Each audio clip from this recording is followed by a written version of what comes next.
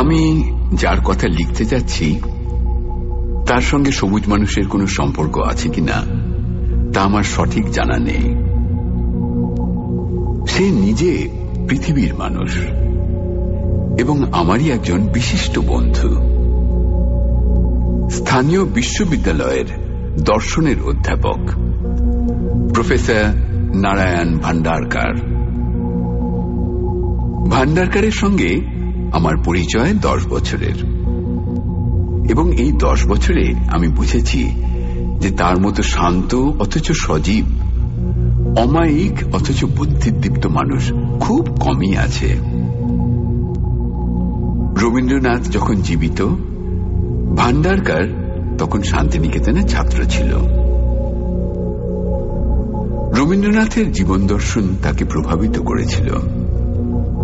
বিশেষত বিশ্ব মৈত্রীর যে বাণী রবীন্দ্রনাথ প্রচার করেছিলেন, সে বাণী ভান্ডারকার তার জীবনের ব্রত বলে গ্রহণ করেছিল। সে বলতো, যতদিন না জাতিবিদ্বেষের বিষ মানুষের মন থেকে দূর হচ্ছে, ততদিন শান্তি আসবে না। আমার অধ্যাপক জীবনে সবটুকু আমি আমার ছাত্রদের মনে বিশ্বমৈত্রীর বীজ বপন করে কাটিয়ে দিতে চাই। সুইডেনে উপসালা শহরে সম্প্রতি যে দার্শনিক সম্মেলন হয়ে গেল, ভান্ডারকার সেখানে আমন্ত্রিত হয়েছিল।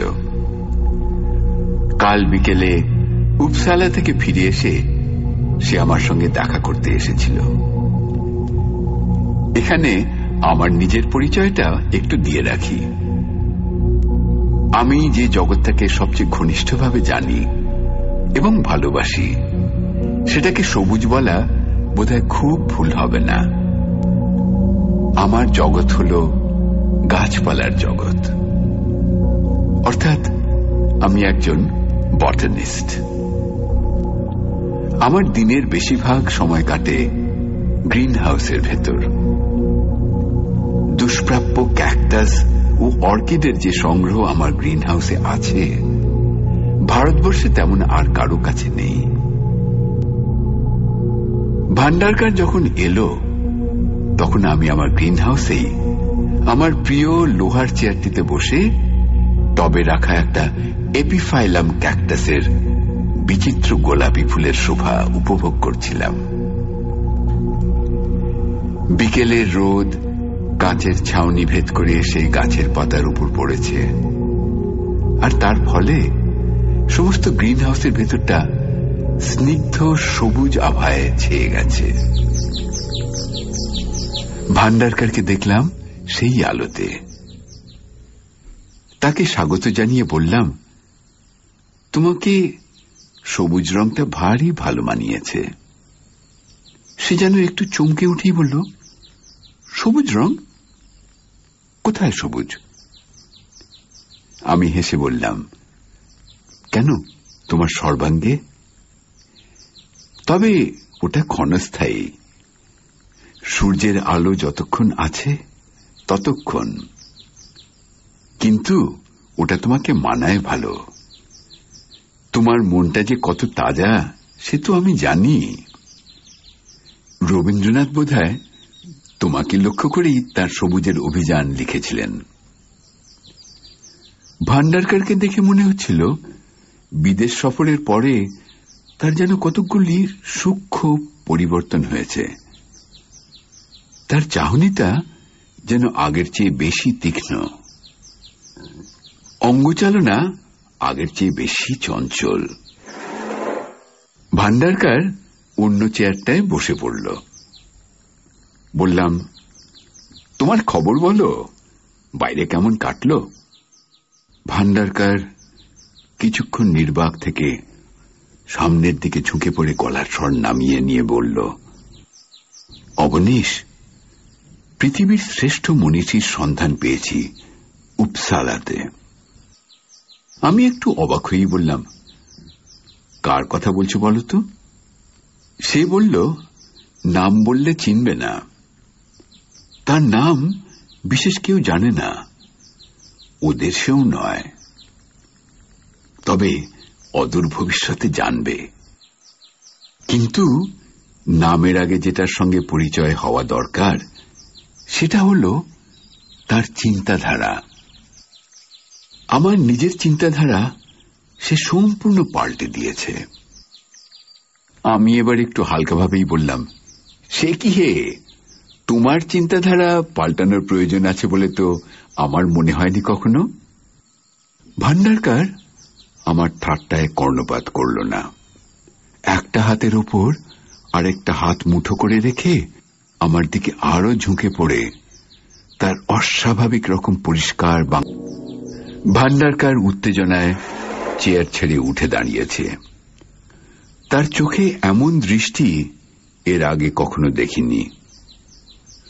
আমার কণ্ঠস্বর যথাসাধ্য সংযত করে বললাম, ভান্ডারকার, তুমি নেশা করেছ কিনা জানি না, কিন্তু তোমার কথার তীব্র প্রতিবাদ না করে আমি পারছি না। এতগুলো ছাত্রের ভবিষ্যৎ হাতে নিয়েও যার এমন মতিভ্রম হতে পারে তাকে আমি বন্ধু বলে মানতে রাজি নই। আমার এখনো ক্ষীণ আশা আছে যে এটা তোমার একটা রসিকতা, যদিও তাই বা হবে কেন জানি না, কারণ আজ তো 1 এপ্রিল নয়। ভান্ডারকার এক পা পিছিয়ে গিয়ে বিদ্রুপের হাসি হেসে বলল, অবনীশ, তোমাদের মতো লোকের সারা জীবনটাই হল 1 এপ্রিল, কারণ তোমরা বোকা বনেই আছো। আমিও, আমরাই হব পৃথিবীর একচ্ছত্র অধিপতি। আমি চললুম, গুড বাই।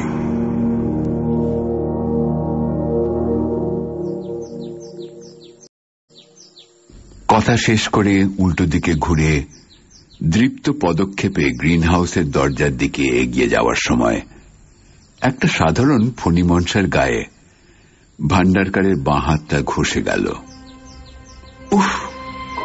একটা অস্ফুট আর্তনাদ করে ভান্ডারকার তার কোটের পকেট থেকে একটা রুমাল বার করে হাতের উপর চেপে ধরল। সঙ্গে সঙ্গে লক্ষ্য করলাম রুমালে রক্তের ছোপ লেগেছে। ভান্ডারকারও দেখল সে রক্ত। তারপর তার বিস্ফারিত দৃষ্টি আমার দিকে মুহূর্তের জন্য নিক্ষেপ করে সে ঝড়ের মতো ঘর থেকে বেরিয়ে গেল। সেই রক্তের কথা আমি কোনোদিন ভুলব না, কারণ তার রং ছিল সবুজ। ভান্ডারকার চলে যাবার পর আমি যে কতক্ষণ গ্রিন হাউসে বসেছিলাম তা আমি জানি না। কাল সারা রাত ঘুমোতে পারিনি। আজ সকালে আমার প্রিয় সবুজ ঘরে গিয়ে যে দৃশ্য দেখেছি, তারপর আমার আর বেঁচে থাকার কোনো সার্থকতা আছে বলে মনে হয় না। গিয়ে দেখি আমার গাছপালার একটিও আর বেঁচে নেই। শুধু তাই নয়, প্রাণের সঙ্গে সঙ্গে তাদের সবুজ রংটিও যেন কে শুষে নিয়েছে। যা রয়েছে সেটা পাংশুটে ভস্মের রং।